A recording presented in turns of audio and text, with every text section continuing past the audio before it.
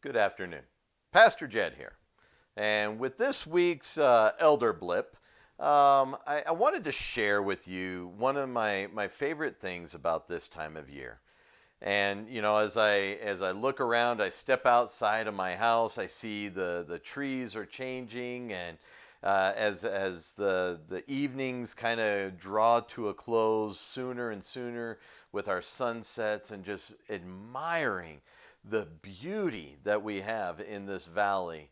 I thought about what to share today, and I just, when we look at that beauty, do we praise the beauty, or do we praise the God that's responsible for it?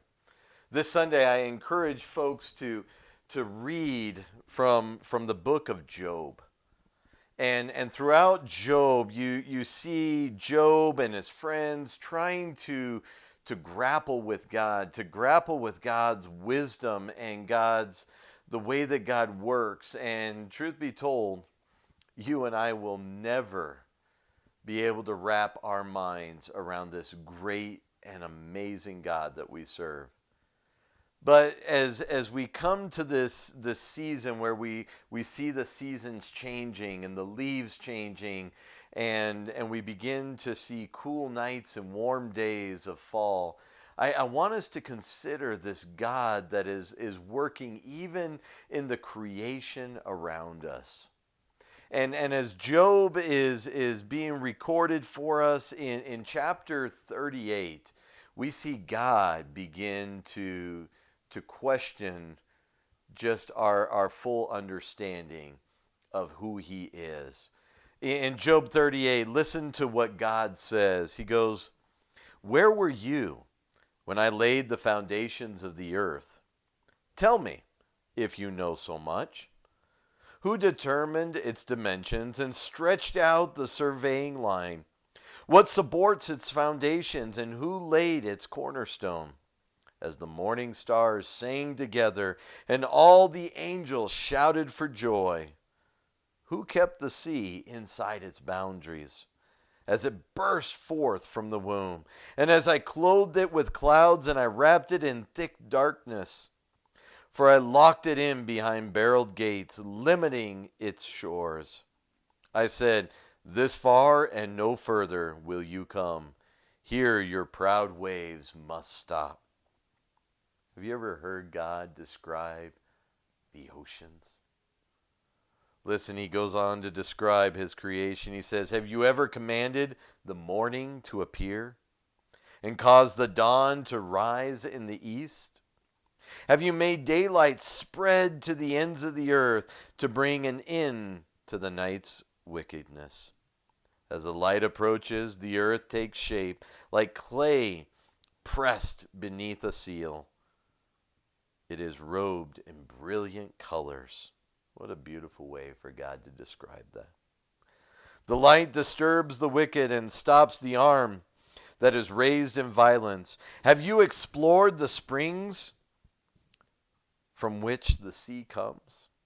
Have you explored their depths? Do you know where the gates of death are located? Have you seen the gates of utter gloom? Do you realize the extent of the earth? Tell me about it if you know. Where does light come from, and where does darkness go? Can you take each to its home?